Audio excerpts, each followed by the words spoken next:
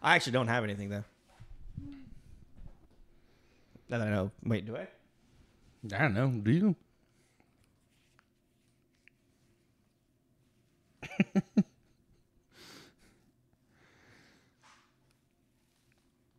Nah, I don't want to talk about that. It was an idea. It was an idea for an open thing, but I don't know.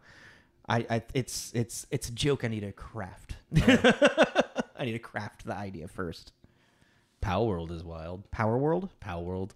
Oh yeah, Power World. I know that's a decisive conversation amongst people, but it's only in like the pretty wild.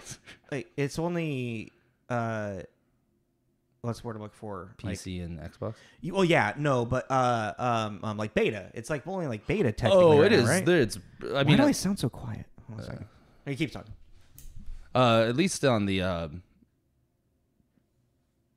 Xbox, You said it's like it's buggy as hell. pretty buggy, but I mean, it's not anything that I've played worse things. Cyberpunk when it came out. Oh yeah. I mean, I don't think that might be like the buggiest bugs. The buggiest bugs of bugs. But like, hey, the finished product. What up, Doc? I just beat it all, so I mean, I really enjoyed it. Once they find 2 years later, right? But yeah, no, Power World is wild for anyone that is curious about it. Even I was telling a friend of ours too about it, and I was like, even if you're against it, it is just I don't know, playing it for its infamy, I guess, is an interesting thing just to see what they're doing. What do you mean against it? There's just people who would be like, what's the opposing side? The kind of blatant Pokemon ripoff that people are kind of claiming. I mean it is. But it's like, I don't care. Yeah. Yeah, I mean, that's fair. Because I remember... I refuse to play Power World because it's a Pokemon ripoff. It's like, okay, get Nintendo's dick out of your mouth. Well, that's the thing.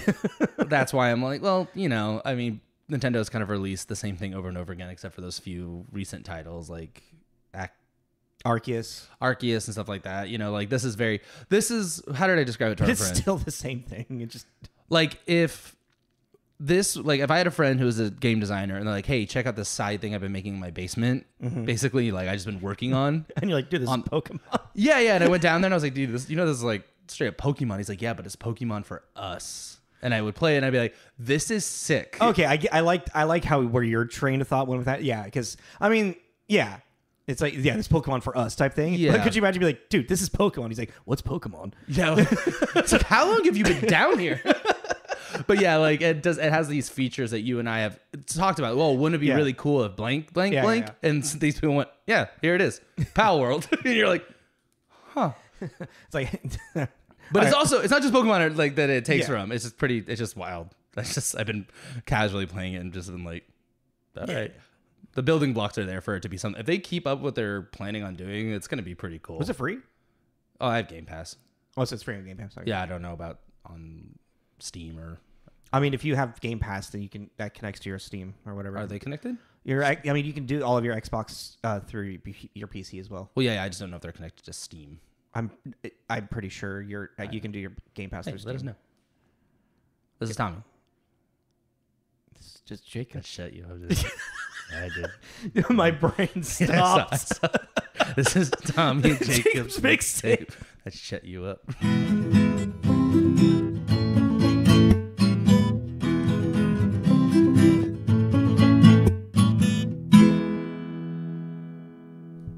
I hate the Smiths. Do you really? Yeah. I mean, it's like, obviously I know like Smith songs and like they're catchy and, Morrissey's just a piece of shit. I don't know anything about Morrissey. Oh, he is like a toxic dude. Really? Yeah. Oh. Just songs about love. Toxic love. Yeah. That's funny. Kind of on that note, I had this reaction to a lot of this movie just in the culture of this era. Oh, that God, I was very much in tune. That we both were very. Whoa, yeah. So the Smiths started playing it. Oh my God, you love the Smiths too? And I was just like, ugh, the Smiths. And then a couple Smith songs played. And I was like, okay. all right, like they're fine, I guess. Like I get it, but I think we were oversaturated with the Smiths there for. Oh, so much. Well, and I remember. Do you remember like a weird conversation about the Smiths versus the Cure? I have this weird. That was a thing for a minute because It was, right? Yeah, because like the Smiths was like the emo sad boy, and like the Cure was more like the gothy sad boy. Like there was two different there's two camps to it. Yeah. At the end of the day, you're both a toxic man. I do like the Cure more. Speaking. Hey, everybody, how y'all doing out there? Let's remember we're talking to the people, not just welcome to our Smiths versus the Cure podcast. No, we are doing 2009's 500 Days of Summer. Yes, that is what we're doing today. Going into our toxic relationship. Happy Valentine's Day. Happy Valentine's. Happy Valentine's month. Yeah. If you're not familiar with 500 Days of Summer, Tommy, do you want to tell them? All right, I wrote 2, and then I liked my second one better. I look into a hopeless romantic's life after his dream girl dumps him. Because it's really his narrative. Yes, it's a 100% his narrative. Because my first one was a look into a young couple's relationship, and I was no, it's really about Tom. Yes, it's 100% about Tom learning how to not fantasize, but I know what are you fantasia? No, like project romanticize. Yeah, romanticize a person. Yeah. Well, an idea of a person. An idea of there you go. An idea of a person. Yeah. So you always go about this movie. Watching it through this lens, how did you feel about it? I liked it. Yeah. I hate to admit my fault because it's actually a really good movie. Yeah, it was interesting. The day count was interesting, and actually, just for shits and giggles, I wrote down all the days, and Jesus, and then put them in order chronologically. Oh, to kind of like see how the relationship actually unfolded? Yeah, because I had this thought. I was like, is the movie interesting because of that? Because of the gimmick of it? Like, I was trying to then thinking about the movie, and I was like, if you were to cut it, splice it, and then put it in 1, 2, Pulp Fiction chronological order type thing? Yeah, if you were to do that, would it still be interesting? I don't think so. I kind of thought that too. Because the whole thing is the idea of the juxtaposition of what he remembers it being to then him in his sad moment of where he's at, and then reflecting back on what he thought it was, and then that back and forth of realizing, as it comes together kind of in the middle, and then Well, yeah, but also like with that too is that with the change in style of filming in the sense of costume and colors, like lighting changes and stuff like that, it was kind of cool because it becomes these little vignettes that are all one story. Yeah, and it was fun to see the drastic change of Tom from happy to sad, and then jump back to happy, and just having that, now it's bright and colorful, and like I thought that made. At first, I was calling it a gimmick in a kind of negative way, but I was like, no, it kind of really does work. It is a gimmick, but it's well thought out gimmick. Yeah, it's the director Marc Webb used it as a tool for the narrative. Yeah, it wasn't like, oh, wouldn't this be fun to do? That's a good way of putting it. It wasn't just like, oh, let's do this to do it. It actually the gimmick had a purpose. Yes. Which I thought was very cool. So after kind of thinking about it, I was like, okay, yeah, like. And we just jumped to the end of this episode talking. Thank you for listening. All right. 500 Days of Summer. You just said 2009, right? Yeah, I just said. Yeah. So it actually it premiered at Sundance in January 2009. Apparently it was supposed to be the indie hit of the summer, and at Sundance it received a standing ovation. It was. And then it came out August 7th, 2009, officially theatrically. I went and saw this in theaters, and I think the shirt I'm wearing right now was the shirt I was wearing when I saw it. Speaking of shirts, what is that black shirt you wore and it had the square and the squiggly lines? Do you remember? Oh, Joy Division. Okay, thank you. was like, I fucking had that shirt, and I You had can't. a Joy Division shirt? I believe You that. totally would. What's wrong with Joy Division? It's such a fucking like that. His character, like every guy that's like him has had a Joy Division shirt at some point, or Manic Pixie Dream Girl has a Joy Division What are you T-shirt. trying to say right now? We're fucking stock characters. I'm an NPC of my own life. We're living in a simulation. Don't remind me. All right, so for 2009 though, how many movies had you? 61. 34. That makes sense. This is like your tail end, like of high school. Like you're young and like just young. Consuming movies. Constantly. Yeah, I have all the time in the world to Yeah. watch movies. 2009 at 61. Well, let's get into the.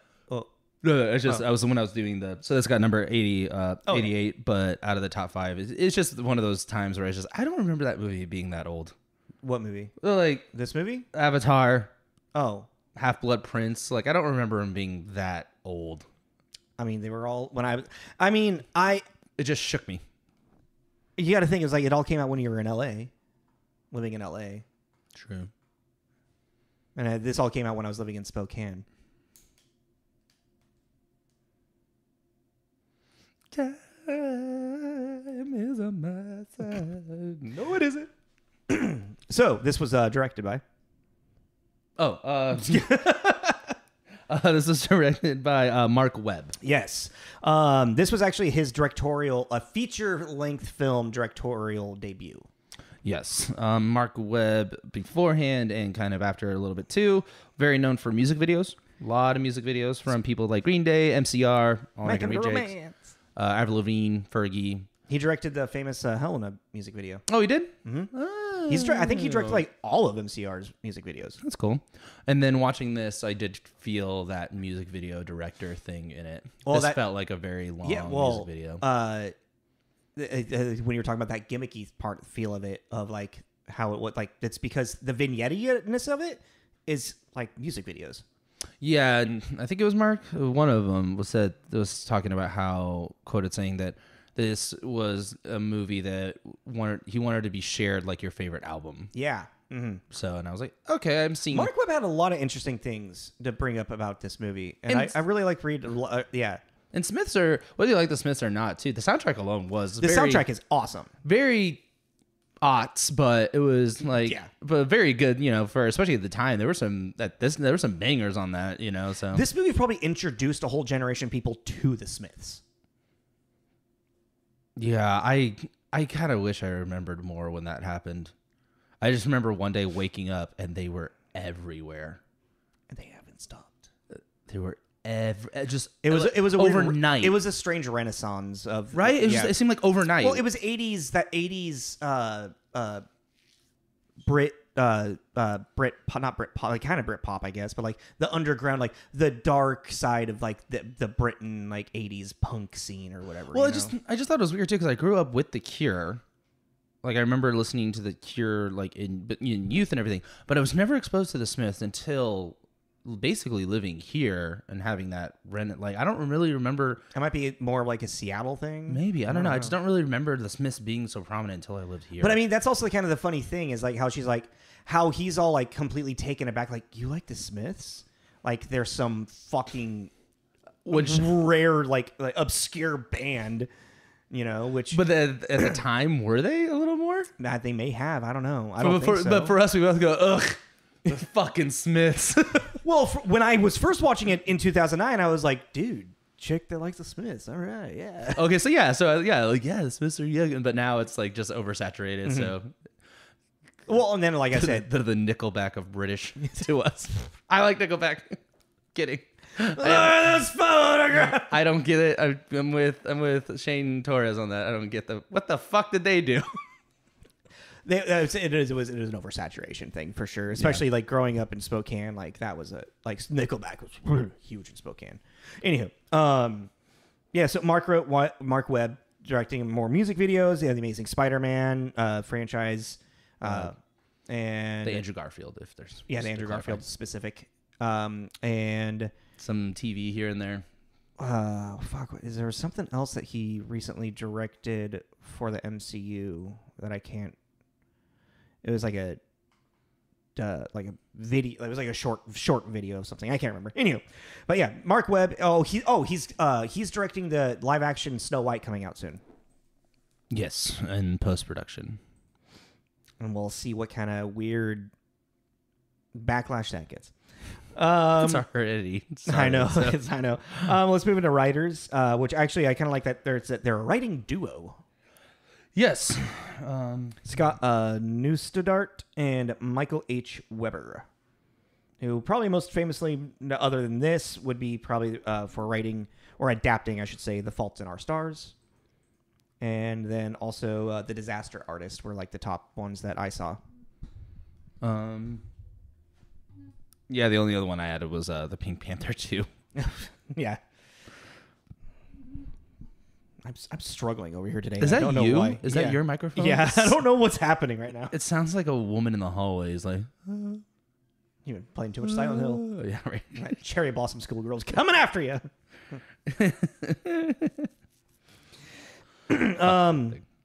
And so like kind of like to give a backstory. Apparently, this movie was inspired by a relationship that Scott Neustadtert had. Some girl that he had met while he was going to school in England or something, and how it just turned super toxic. No, he had moved.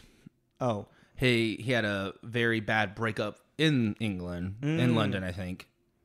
Moved over in that kind of rebound process, met a young lady that he became utterly and completely infatuated with, and would what did he say? Recip his kisses, but not his adoration. Yes. So Summer is 100% based, and apparently he also showed this person. Yeah, and then she was like, I relate more to Tom. And I relate more to Tom. I just want to say, some of the gut punches that Summer does in this, I was like, God damn. She's just being completely honest, though. Like, no, totally. But there's also just moments where I'm just like, there's a couple moments with Tom. I was just like, dude, you're like watching it like, don't go in there. Don't do that. Dude, go the other way. It's like a horror movie. Yeah, you're like, don't go in the basement. This is not going to work out for you, bud. Dude, yeah, I know. So while Scott was like writing this, apparently it was post that, that breakup and then this tumultuous relationship or toxic relationship he had. And then Michael Weber was apparently like freshly married or something, or in a really good relationship. So like there was this like, they were able to like bounce like these really good, fun ideas off each other to create like this tension that created the comedy of the movie. Are you looking at the Wikipedia right now? What are you looking at? Okay, so character Summer inspired the character Summer as a student at the London school he went to. Yeah. He was rebounding from a bad breakup back home and promptly fell crazy, madly in love. And returned kisses, but not his adoration. Yeah.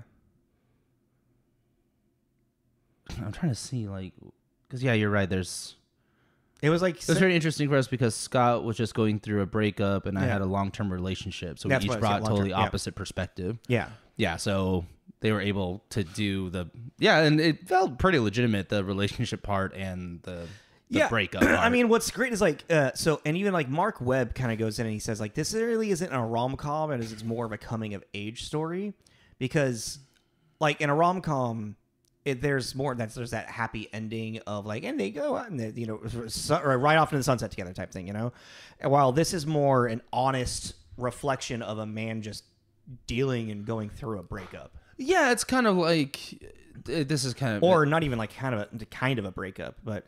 All right, we're getting back into the review thing. We're jumping around. Let's finish your thought. I was just going like with the it's like kind of why the breakup with Jennifer Aniston and Vince Vaughn is entertaining because not only kind of in this way too is that I feel like you'll get more kind of laughs about it if you've been in this kind of situation. Yeah, because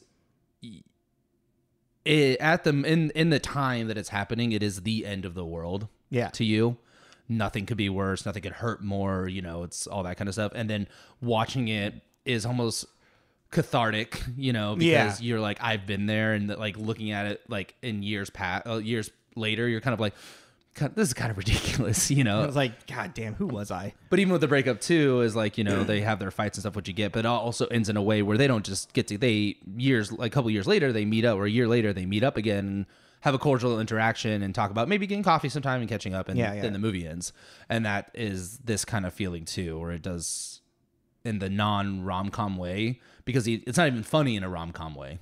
It's funny in a, man, I remember when I went through that. That sucked. Mm-hmm. That's kind of funny, you know? So yeah. It's an interesting watch, definitely, from that perspective. So who does Vivi star? Who's in the movie? Baby Heath Ledger. Baby Heath Ledger. He really does. He reminds me so much of Heath Ledger. Like, if they were the same age. But if I didn't know who they were, and you're like, oh, this guy is Heath Ledger's brother, I'd be like, oh yeah, totally. You know they're in a movie together, right? Yeah. Okay. I don't know. I'm just like, what the fuck does that do? But yeah, okay. So starring Joseph Gordon-Levitt, JGL. Baby Heath Ledger. We've done Joseph Gordon-Levitt before. 50-50. Yes. Episode 110. I really remembered until that moment. Until that exact second. Yeah. Joseph Gordon-Levitt, he's also, you know, he got his like rise to fame as a kid child actor from Angels in the Outfield and Third Rock from the Sun. Fuck, that's what it was. What? No, I always play this game where I try to remember like the earliest thing that I ever saw them in, and the only thing I could think of was 10 Things I Hate About You, and I was like, God, there's something that he's really younger. Third Rock from really? You went through a whole Third Rock from the Sun? I watched, I watched it all again. But I knew. I was like, God, there's something. But even when I looked at this list, it didn't pop out to me. But yeah, 10 Things I Hate About You. Funny enough, I just rediscovered the Treasure Planet song. Oh yeah, like 2 days before we did this episode. I feel like you brought. Oh no, you brought up Treasure Planet when we did 50-50 because Joseph Gordon-Levitt. Yeah, he's in Treasure Planet. And I put Inception. And you played Inception? No, I put down. You put Inception. Okay, I was like, because we live in a simulation. Treasure Planet, Inception. It all comes together. Bring me my tin hat. Calm down, Charlie Day. All right, and then our female lead is Zooey Deschanel, who probably most popular, I guess, is the new girl. Yeah, has a band, she and him. Mm-hmm. Which they did a song for this. Is it in the movie? There was a song that was playing. It sounded like that could be her. I'm not a big she and him. I'm not a huge she and him fan as well. One of my absolute besties growing up loves Zooey Deschanel and was a big she and him fan, so he would probably know. Fair. I mean, she's gorgeous. And like, those big blue eyes. I mean, like, but this is like, I obsessed. He was in love with her. He loved her. He had probably had a lot of toxic relationships. No, he just was like enamored with her. It was cute. Fair. It was like his celebrity crush. Like just. It's like if she would walk by, he'd be like, oh. Yeah, he would just completely melt. If she said hi, he'd probably faint. You know, like he was just, he adored her. Yeah, where's the couch? She's also an elf and yes man. She literally has unfortunately like played like that manic pixie dream girl character way too often, to where she is kind of like just her as an actress is just kind of like put into that manic pixie dream girl box in a big way. Yeah, I was kind of trying to think because I mean, there's this movie I really love called Our Idiot Brother. Do you ever see it? Our Idiot Brother. Yeah, with Paul Rudd. Yeah. I don't fully remember it though. She is still kind of like that, but not really. Isn't she his sister? Yeah, she's one. There's 3 sisters. Yeah. She's one of them. And she is in a relationship with, God, I'm totally blanking on her name, from Parks and Rec, Ann Perkins. Oh, Rashida Jones? Yeah, Rashida Jones. She's in a relationship with Rashida Jones.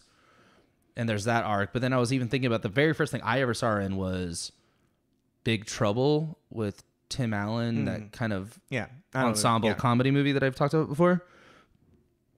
And in that, she's more of kind of an Audrey Plaza kind of monotone.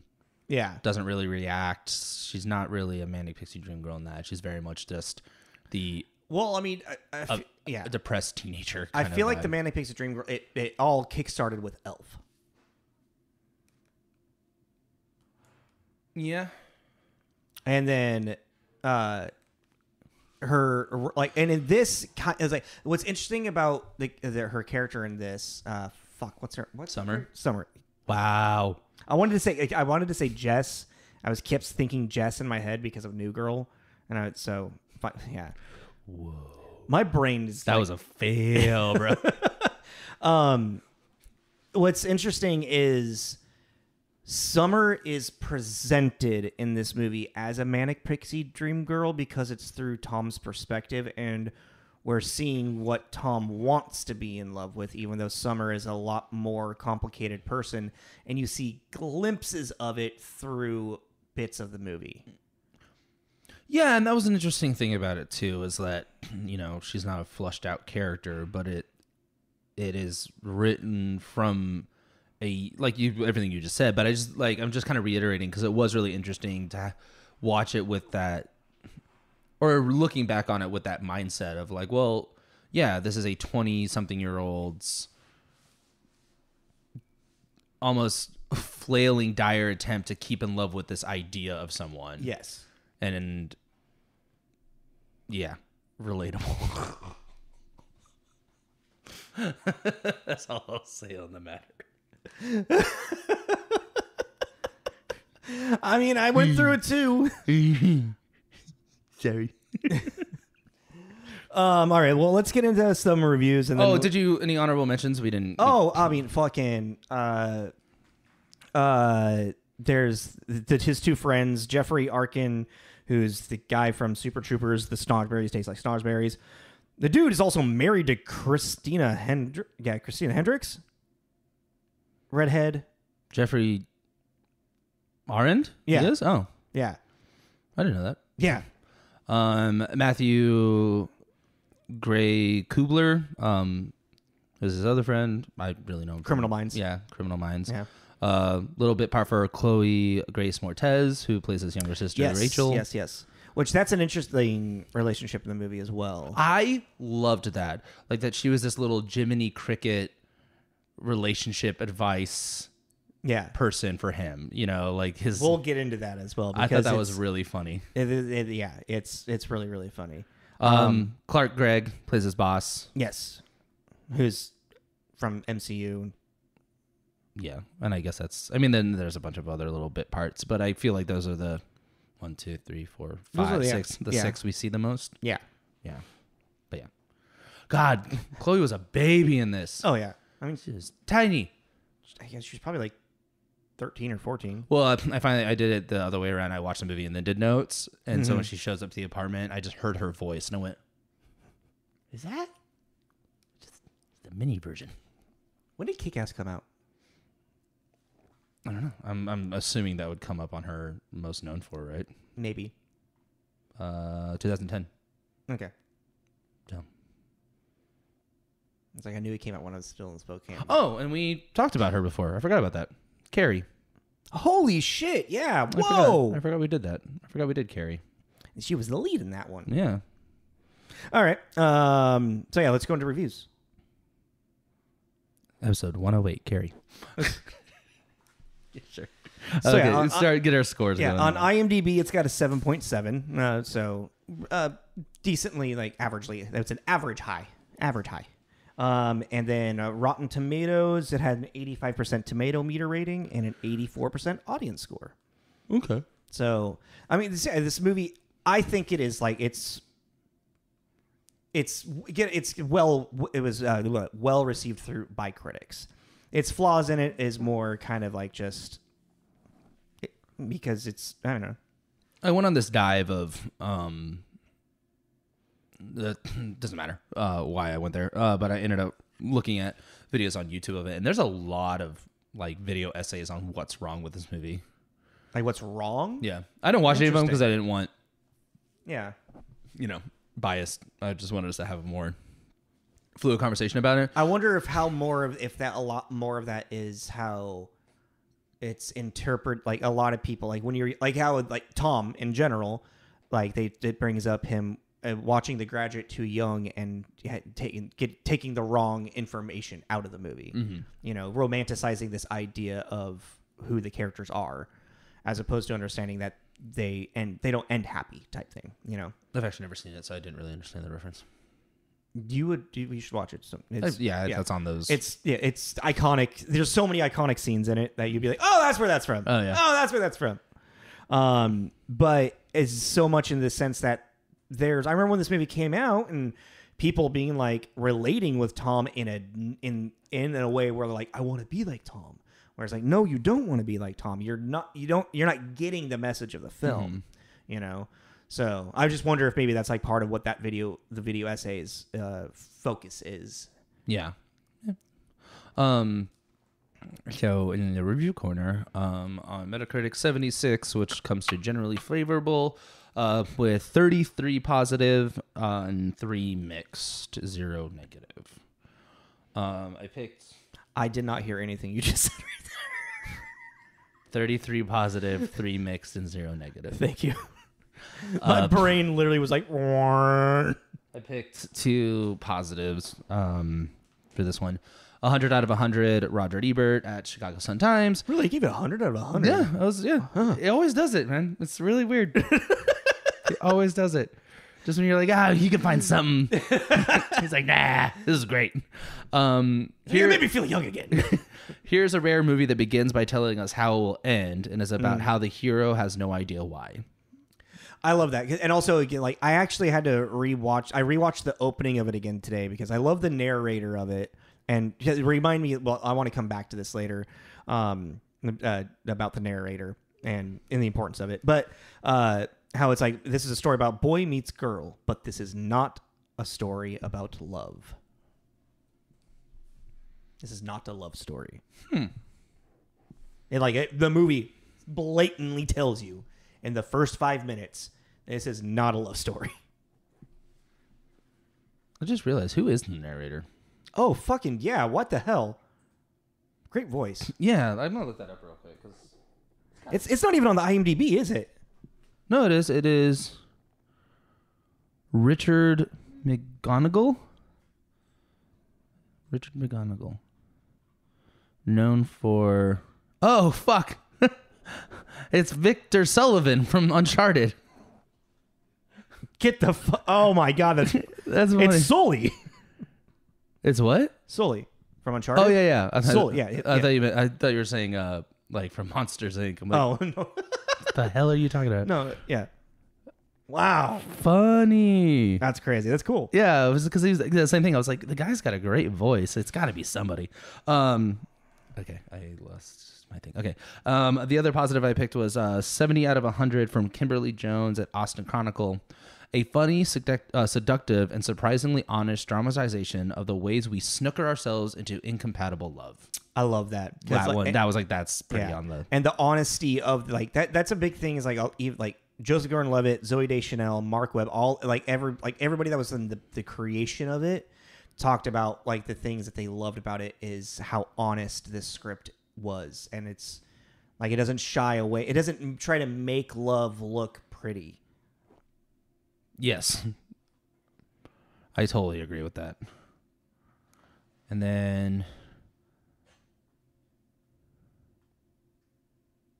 Oh, and then I just picked this one because the other mix, I was just kind of like, bleh.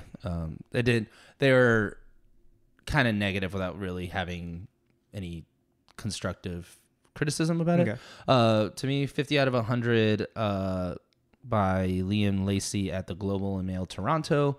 Ultimately, the best thing about 500 Days of Summer isn't its gimmicky script, but it's the constant performance of Gordon-Levitt, who shifts scene by scene from moments of ebullience to abject dejection.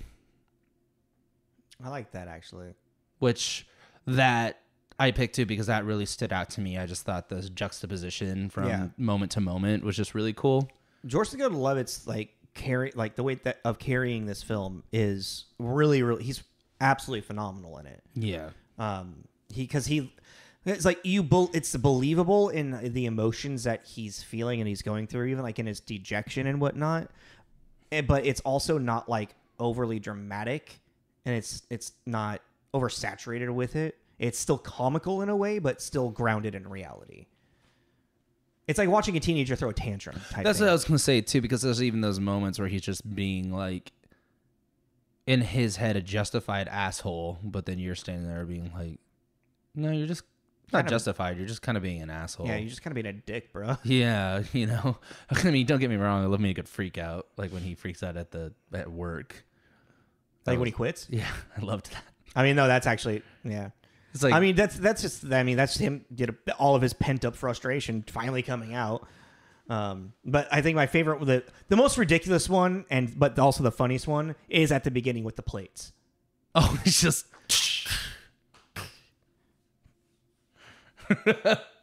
What are you doing here? Yeah, that would be pretty horrifying. But also, do the roommates live together? Because they really were just coming and going pretty willy-nilly. No, he lived alone. He lived alone, right? Yeah. They just had like an open door policy, I guess. They were his best friends, yeah. Yeah. Yeah.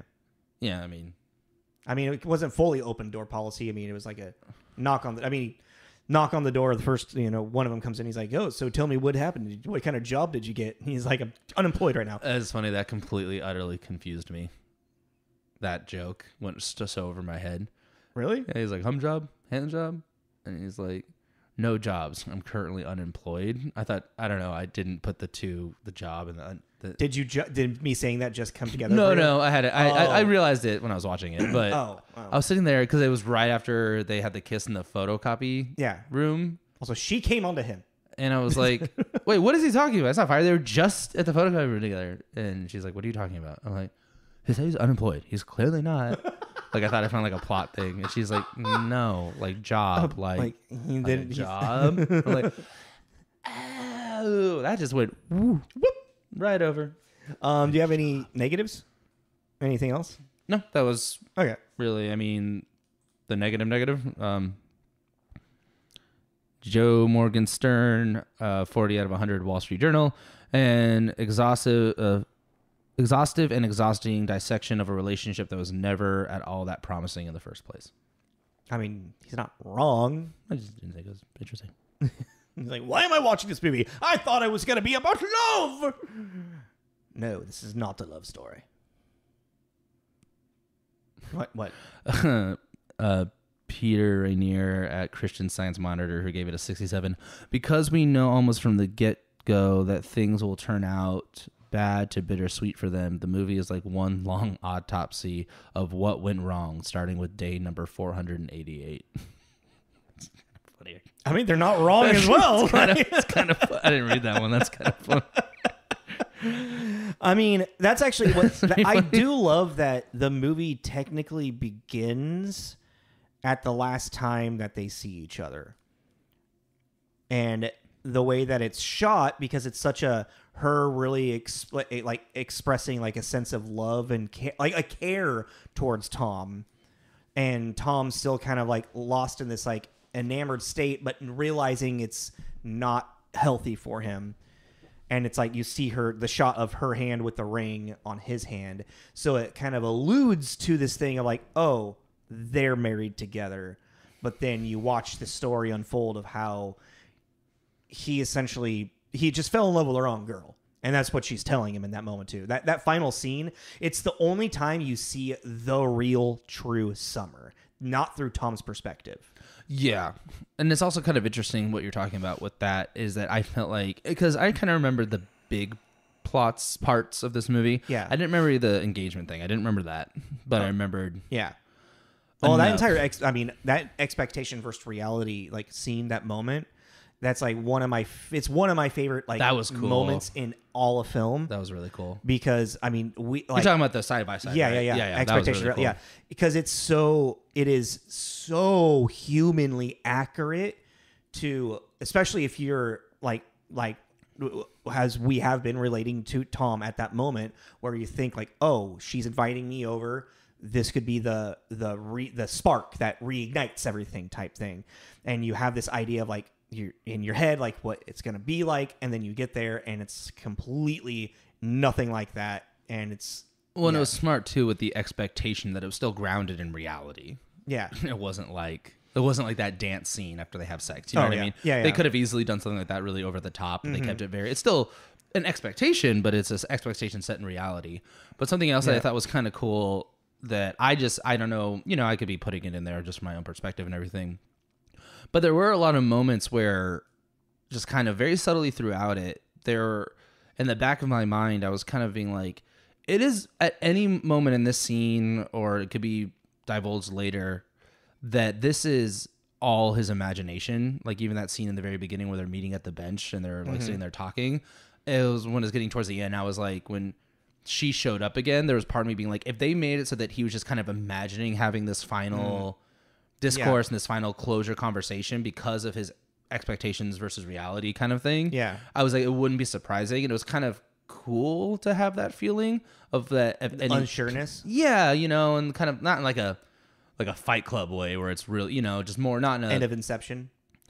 Yeah. Not like that, but in the sense of a way of just kind of like, it wouldn't be crazy or far-fetched for him to be there just imagining what he would say or what she would say. Yeah, so it had this kind of cool like, is this really happening kind of feel to it, which I liked. I don't know if I'm the only one that I think there's an immediate maybe feel for that. Like I see what you're saying. I didn't get that. But I could see how people could interpret that. Mm-hmm. But I think also the groundedness of that scene and how honest Summer is being with Tom at that moment.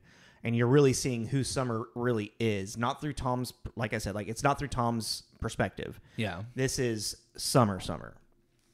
And it is kind of like the only thing that kind of, in a weird way, it's that makes Tom's character, it's her coming into this moment, and now she has to explain to him why it didn't work out type thing. Mm-hmm. And I could see that being kind of like this catering to the male ego type of like perspective for some people to like not kind of like how that ended, but that's also kind of what Tom as a character needs. Yeah, but I also think that you can make an argument on the other end of also the fact that, when I was talking about those like gut punches thing, is even in that conversation, it's like she did have, and even watching it with my partner as well, like she also had the kind of certain moments of, girl, just leave him alone. Yeah, right? And he's clearly much more invested than you are. Yeah. And even, and I think a scene that really stuck out to me that I really liked, and it wasn't necessarily because it was negative or positive, it felt like a real dialogue of him just being like, then why did you dance with me at the wedding? Mm-hmm. And then she goes, well, because I wanted to, just really nonchalant. And then he kind of laughs and is just like, you just do whatever you want, don't you? Yeah, and he's like, yeah, she has that right to do that. Yeah, she has the right to do that, but then also he has the right to be left alone about it. Yeah. He has the right to be like, well, why did I... Granted, it's like he is reading into the situation, but he's also someone that she knows he's emotionally invested. Keep it as casual as possible. Yeah. And it's like, and I think it's also the setting of a wedding, especially in the sense of Tom being the hopeless romantic. That's like the worst place to dance with your ex. Like, yeah. Well, but there's also, and it's sprinkled through it, is Summer still wants Tom to be her friend. Yeah. Like there's the email, he said you want to meet up for coffee. I hope this means we can just be friends. When he's storming out, or when they're like breaking up, she's like, I still want to be your friend.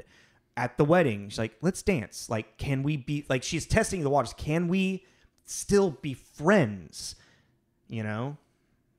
And it's just, he's if there's ever a chance for him to have that, he's not ready for it. He needs a lot more growing up to do to get over her and then to possibly be friends. Yeah. Because like obviously he was much more invested in the relationship, and like you see, like he's remembering all of those good times. They became like fucking best friends, but yeah, I feel like I'm running in circles right now. Well, no, but it's kind of one of those things. It's like it's looking at both sides. They're both at fault equally. Yes. like he should like she flat out tells him at the very beginning while they're at the IKEA or whatever the fuck it is. Yeah. I don't want anything serious. And he's like, yeah, that's cool. I'm Yeah, okay and with that. he basically agrees to something that he's not, whether he's lying consciously or subconsciously. Yeah.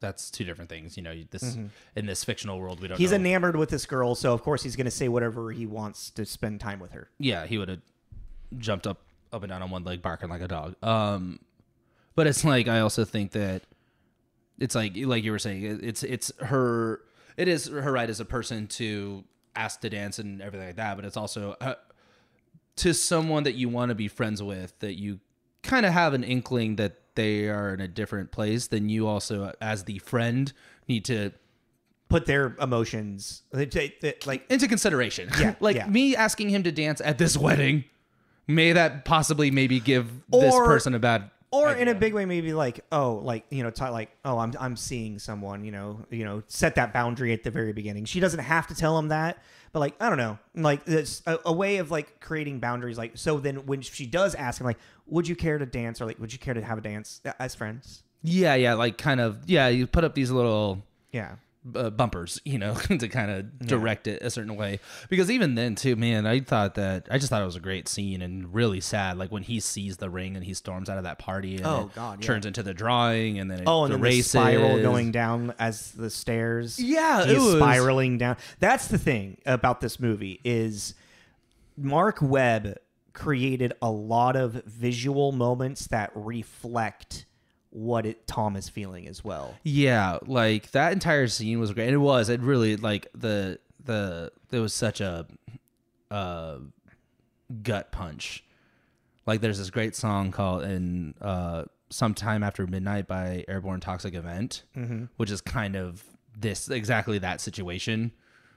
It's a guy's at a party, he runs into his girlfriend, and then wasn't Regina Spektor playing at that point?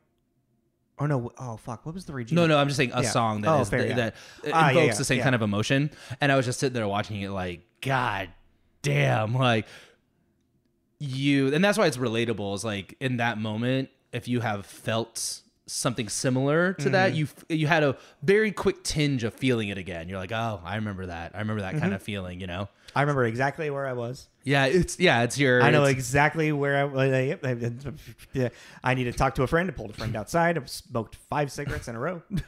And with your imagery too, even like when he's bouncing back that the ball, he's laying on the bed and it's all off time to the music, and then slowly it starts going with the time to the music, and it's him bouncing back, and it's him like yep. getting like actually, what did she say?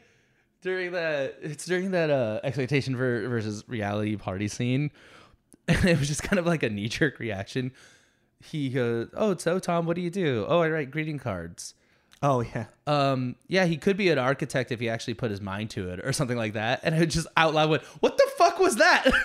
Like, also, what the fuck is up with? What's up with?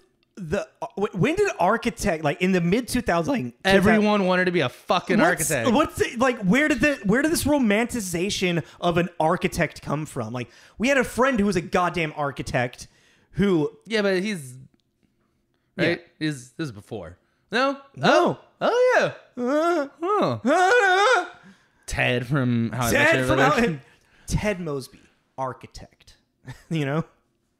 Yeah. What? That is interesting. I wonder if there's like some weird cultural... someone kind of explained it to me in a sense of like this, like it's like an architect can be like the most tortured artist because you have all of these beautiful ideas for like, you know, making these structures that mean something to people, but no one wants to hear you. I know, right? I mean, I could see someone having maybe an argument or discussion about being a legacy thing. Yeah, you're gonna build this fucking thing that's gonna fucking stay there until we blow it up, until you knock it down or the asteroid finally hits. You know what I mean? Yeah. Like, I don't know. It might be a legacy thing. I could see that. Yeah, and it's like if someone's honest about it, it's like, yeah, I want to build something that has my fucking name on it for the rest of the time, or time. Yeah. I'd be like, hey, all right, There you go. Good for Go you. Put your dick in the sky. Yeah, exactly. Yeah. Go put your phallic piece in the sky for us. You know, like I don't get it, but I get it. You know what I mean? Yeah. Like that's your logic, sure, I guess. But it's like there is just this weird romanticization of an architect career. I feel like through like the mid 2000s. I don't know, but I mean, I think it kind of feels like one of those things that just like there's doctor and there's lawyer and there's architect. There's these certain like it's like what does an architect actually do? There's a certain like hot words, you know, of like what especially in this buzzwords. Yeah, buzzwords. Thank you. Especially in this culture too, because in other cultures too, they don't have that. For there's not he's a doctor. He's a doctor. You know what I mean? Like it's just a difference. I'm a lawyer. Yeah. Now too, it's like I don't know. No one gives a shit if you're a lawyer. I'm an environmentalist. I only care if you're my lawyer. You know what I mean? I am a convict. But yeah, sorry, that was a weird tangent. But yeah, but going back onto that, I just thought I really just was like, that was such a weird. Like again, that was to me like the kick of the stomach jab thing. I was like, why did she say it like that? To these, could it be different? It was like her, him, and like their group of friends. Yeah. This is a patio full of strangers that he's meeting for the first time. It's weird. It's like the way that she says it is kind of weird, but it's also she's constantly been trying to encourage him to quit this fucking greeting card company. No, totally, but and go and fucking become the architect that he wants to be. Like he literally. It sounds like a begrudged wife that hates her husband. Yeah, he could. Because she's also holding like a vodka soda. Yeah, he could if he fucking could find it. And he could fucking do it. You know what I mean? He could do it if you want. It was just even for the character, it felt really weird to me. I was like that. But also. Was that in that was in the reality section? She said that. Yeah. Because so I guess that's actually maybe one of the only other times we actually see the honest Summer as well. Now that I think about it. Oh, that's a good point. It's like that she maybe was kind of saying words. Maybe it wasn't out of character for her to say stuff like that. We just weren't seeing it because he was just all, Yeah.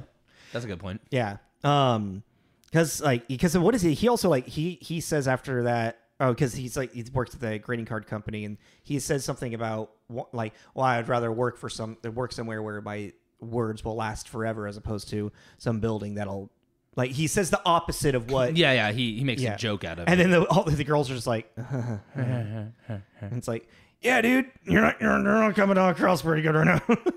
I do love when he's all depressed and whatever. The boss is like, take that energy and write like all the sad cards. Yeah. The irony, and that's a cleverness of this movie, is that the irony of him working at a greeting card company while going through a tumultuous time of his life, be happy all the time while Summer rips your heart out, puts it into a blender, and then feeds it back to you. She literally took a shit on my face. Literally? Oh, God. No, it's disgusting. I'm like, why'd you say literally, dipshit? That was a great, that blind date scene. That girl stuck around a lot longer than she should have. I mean, hey, I think there was a moment where she saw like, this guy maybe he just needs someone to be there because maybe she just wanted to have sex. Yeah, maybe she's just trying to get laid. That too, but it's like because she says something to him at that diner where it seems like it's maybe clicking for him, or she's like, I think you. Then he's like, I got an idea. Right? No, it's it's actually at that moment you kind of realize that he doesn't want to listen to reason. He wants to actually live in this moment. He wants to be sad because Summer isn't with him. Yeah. He's sitting in his own stew. Yeah. I mean that's not uncommon, and for people to like, it's like, do you just want to be angry right now? Yeah, I just want to be angry. I just want to be fucking mad. Yeah. You're like, okay, right. Like sometimes an old friend used to say emotions are tumultuous and you can't always control them, and that has stuck with me forever. And that's actually a good way not only to look at yourself but the people around you. Oh, 100%. Yeah. To go like, No, because there's this idea that you should always be in control of this and that. That's why it's like sometimes you can't. Yeah, when people are like, why the fuck would they do that? I'm like, well, because they were. Yeah. Some people suck. Yeah, it's just like it's like it is just what it is. And I like it's like letting it like taking it too personally. It's like I can't believe they did that to me. It's like it doesn't really, or sometimes it's like it doesn't actually have anything to do with you. Yeah.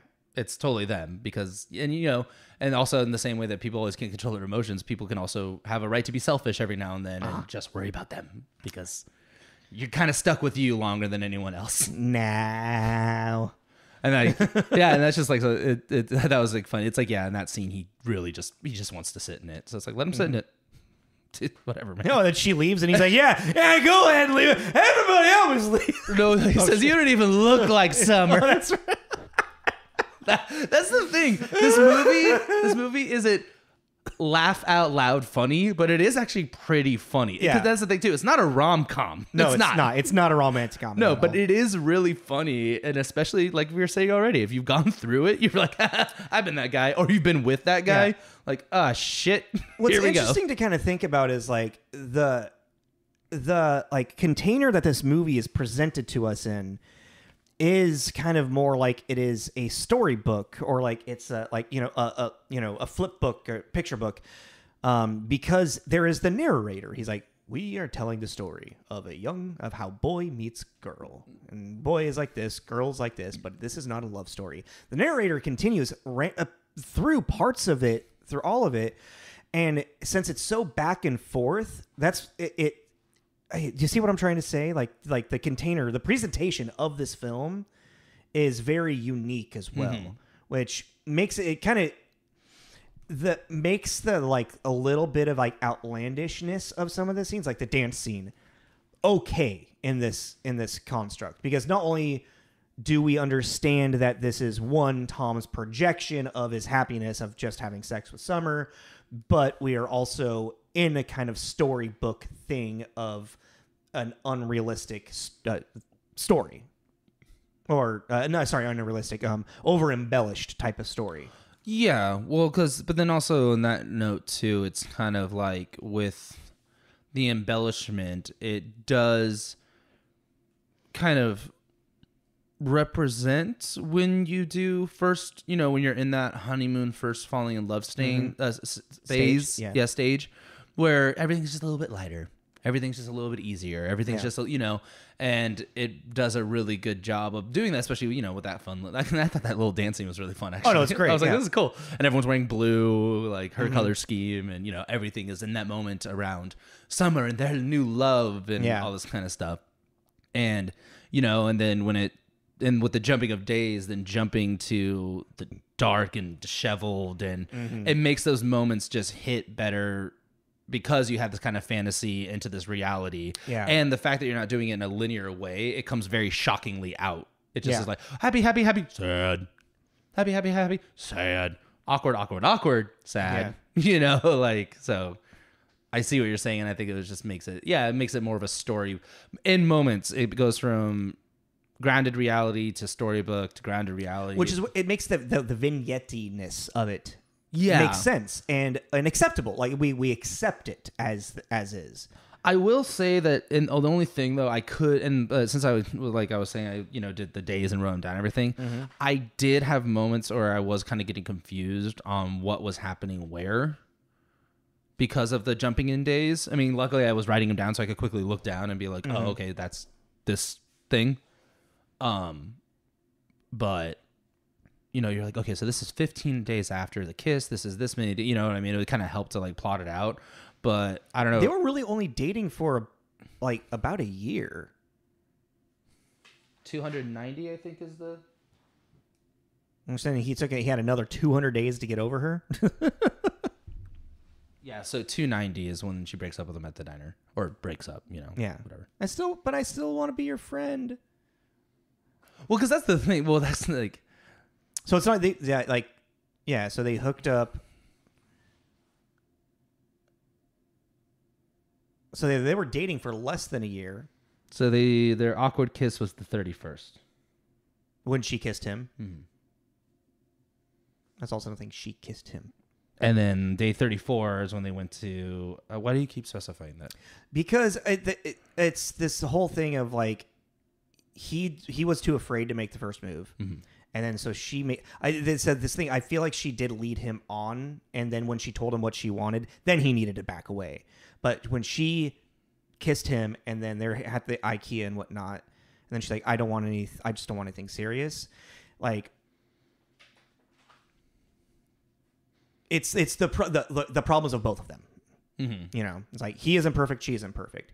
She kissed him, she led him on, and then she told him that she doesn't want much more than just this. And then it just spiraled out of control from there. Yeah. Because he would have just sat there and fantasized about her and not done anything and just sat there and like loudly played the Smiths as she walked by to see if she would catch on again. You know, like I've been that guy. I think most people have been that guy. Yeah. It's a weird peacocking. Yeah, it's what you think, and you look. It's those things you wake up in the. Look at me! It's those things you wake up in the middle of the night, and you're like, "Oh God, Yeah. That's the worst feeling ever." Just sitting there, like, shit. I forgot about that. We're actually at an hour right now. Oh, okay. Yeah. All right. I mean, I kind of want. There's a lot. I feel like this. You see. This movie has a lot we could really talk about. I do wish we would have talked a little bit more about like the function of the film, or not the function, the cinematography and like stuff like that. We talked a lot about just the tumultuous relationship of Summer, but I guess that's like kind of that's the meat of this movie. Yeah, and I think we talked about the cinematography enough to be like it's very it lends a hand in telling the story in a lot of subtle ways. And I think it's actually something you could watch a couple of times and catch something new. Oh, 100%, yeah. You know? Yeah. But yeah, I mean, I've enjoyed it. What are we thinking? Carrots. How many carrots do you want to get this rabbit? I'm in between like a 3.5 and a 4. I'll do 3.5. Yeah? Yeah. Okay. Like, I think it's really good. But I don't know if it's a 4. I don't know. I mean, if you want to settle at 3.5, I'm starting, in my head, I'm starting to lean more on a 4. Yeah, 3.5. Yeah. Yeah. I think it definitely has aged in a weird way. I think that might be part of it. Yeah. It has aged. And not necessarily, well, and like, I think that not in a bad way in a sense for that, I don't know how to word this, but it's like everything that might have been bad is very much, it's a very good identifier of that time. Oh, dude. Like the dialogue, the way they're talking, like everything. I'm like, yeah, like I've had this conversation. I've heard this conversation. So it feels like 2009, and it feels like it's forever. It's like a period piece for 2000s now. Yeah. You know what I mean? Well, so I saw like saw one like a review thing talk about how they compared it to like it's a modern age of like Annie Hall. Yeah. You like know? it's this generation's Annie Hall. Yeah, or our generation's Annie Hall. Not this generation. I don't know what they're gonna get. Bodies. Maybe fuck. It's just anything with Pete Davidson. Everything with Pete Davidson. Yeah, I just say 3.5. Okay. That's how I'm feeling about it. Really quick. When they are staring at their fucking landline phones, I was like, get the fuck out of here. It's 2009. They didn't have landline phones. My biggest thing was like, neither of you do it. No one do anything tonight. Just let it be. Let it rest. Talk about it tomorrow. I like her coming in to apologize, but also he like... that whole him punching the guy in the face, he was doing it for the wrong reasons, but that guy deserved to be punched in the fucking face. Yeah, my biggest thing is like in that situation, you should have been like, I did it for you. It's like, no, don't. Well, also in that kind of situation, if your the partner or whatever the fuck they were, your love interest gets into a fight, gets their ass beat, and you're annoyed by it, I would just say bring it up the next day. Yeah. If it's late at night, let them sleep it off. Talk about it the next day because they just got their ass kicked. I don't think that really that conversation's ever gonna go well. That's fair. Whoever got their ass kicked is gonna be annoyed, irritated. I just got punched in the face for you. They're in pain. You know what I mean? There's like there's already too many things stacked against you for that conversation to go well. Just like, are you okay? Here's some ice. Go to bed. We'll talk about this later. I'm gonna go stare at my weird Ringo picture. Yeah, you know. That was her. I eat my cake. I like Ringo. Nobody likes Ringo. I know, that's why I like him. A lot of people like Ringo. Yeah, I was like, I mean, I know he's like shit on a lot, but because he's a yeah. But like, I don't know. I've never met someone that hates Ringo. Like, yeah. That's weird. Someone's like, Ike, that motherfucker. I'd be like, whoa. You know, there's other shit going on. It's a weird person to hate. That's a really, really bizarre person. Anyways, okay. So yeah, 3.5. 3.5. Join us next week for Scott Pilgrim, I think. Yep. Yeah. More toxic. Very fantasy toxic. It's going to be interesting. I haven't watched that in a long time. Neither have I, actually. Maybe we should get the game. I mean, there's the TV show, the Netflix animation that just came out as well. Oh, yeah. Isn't that like kind of like, isn't everyone in it again? Mm-hmm. Yeah. But I don't think they're retelling the story of the movie. They're just continuing the story. But I don't know, the X is dead? We'll get into it. Let's have it. You know that's an entire like comic series, right? No, I don't really know anything about it. Oh, really? I knew it was a game and I knew it was a movie. I don't really know anything else about it. Oh, it was a comic before everything. This is another one I didn't really care for when I watched it. Oh, man. All right. Well, we'll see how you feel about it next week. Yeah. So follow us on Instagram and Facebook. You'll see all of our promo posts and notes coming up on all those posts. There's also a link tree that will take you to everything and all of the places you get your podcast. Apple, Spotify. Why am I blanking? Podcasts.com. I don't fucking know.